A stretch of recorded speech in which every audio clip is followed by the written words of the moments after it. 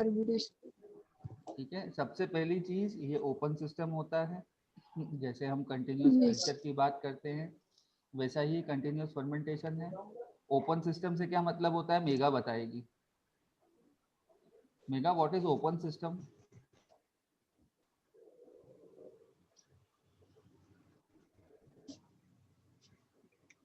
Network में नहीं है। अच्छा Kirti, what is open system?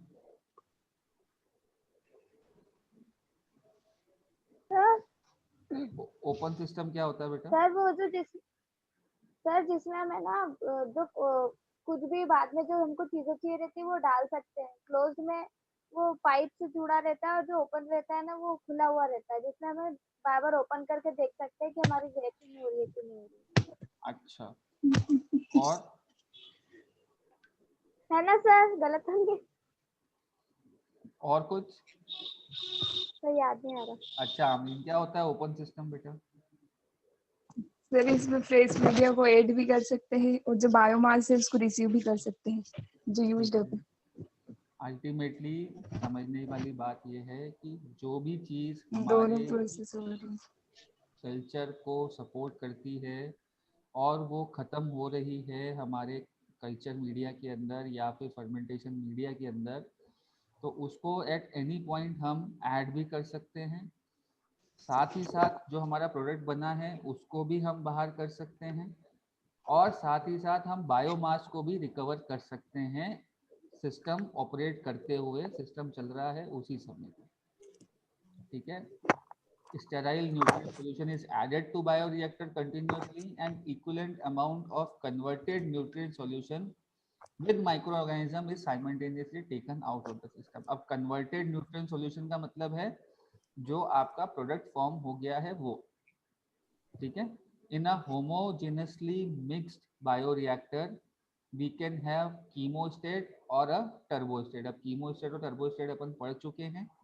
तो जब भी हम होमोजेनसली मिक्स मतलब एक जैसा मिक्सचर वाले बायोरिएक्टर की बात करते हैं जो हर समय एजिटेट भी होता रहता है, सारी मिक्सिंग भी चलती रहती है, तो उसके अंदर दोनों ही चीज़ें हम ऑपरेट कर सकते हैं। कीमोस्टैटिक फर्मेंटेशन भी कर सकते हैं और टर्बिडोस्टैटिक फर्मेंटेशन भी हम वहाँ पर कर सकते हैं। इन chemostat in the steady state adjusting the concentration of one substrate controls cell growth। जो हम पहले भी बात कर चुके हैं, एक ही मॉलिक्यूल है जो ग्रोथ कंट्रोल कर लेता है। इन टर्बिडोस्टैट cell growth is kept constant by using turbidity monitor। The biomass concentration and the rate of feed of nutrient solution is appropriately adjusted। तो यहाँ पर हम कीमोस्टैट में केमिकल्स के थ्रू कंट्रोल कर लेते थे और टर्बिडोस्टैट में हम टर्बिडिटी मॉनिटर करके उसको कंट्रोल कर लेते थे। In the chemostat constant chemical environment is maintained while in turbidostat cell concentration is maintained। In a chemostat the growth chamber is connected to a reservoir of sterile media।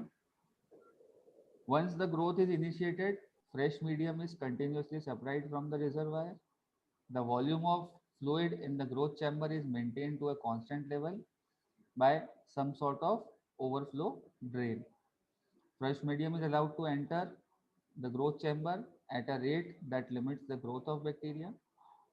The rate of addition of fresh media determines the rate of growth because the fresh media always contain a limiting amount of essential nutrient। जो हम अभी तक कीमोस्टैट की बात करके आए थे वही चीज़ यहाँ पर है। एक स्टेराइल टैंक होता है जिसके अंदर स्टेराइल न्यूट्रिएंट मीडिया भरा हुआ होता है। जैसे ही जो ग्रोथ लिमिटिंग न्यूट्रिएंट है वो ख़त्म होता है, हम नया मीडिया डाल देते हैं हमारे फर्मेंटेशन टैंक के अंदर और उससे जो है एक्स्ट्रा जो ग्रोथ हो रही होती है आपके माइक्रोऑर्गेनिजम्स की वो वहाँ रुक जाती है और जो आपका प्रोडक्ट फॉर्मेशन है वो प्रॉपर वहाँ पर होता है। Chemostat relieves the insufficiency of nutrients, the accumulation of toxic substance and the accumulation of excess cell in the culture, which are the parameters that initiate the stationary phase of growth cycle। तो ये जो कीमोस्टैट है उसके कुछ advantages हैं।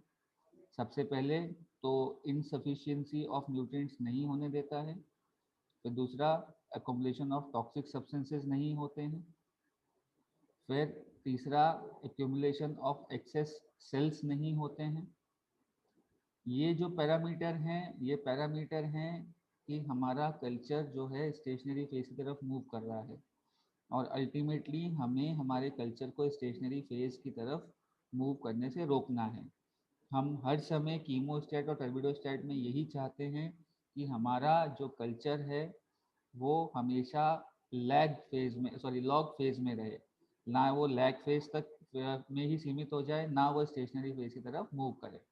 मतलब हमेशा वो एक्सपोनेंशियल फेज में ही रहना चाहिए, और हर समय ग्रोथ के साथ साथ प्रोडक्ट फॉर्मेशन होते रहना चाहिए।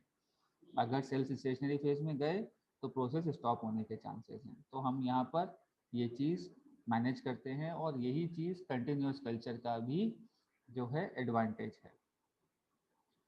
अब advantages of continuous culture over other cultures देखते हैं, जो दूसरे कल्चर टाइप्स हैं और कंटिन्यूस कल्चर है उसके क्या एडवांटेजेस हैं।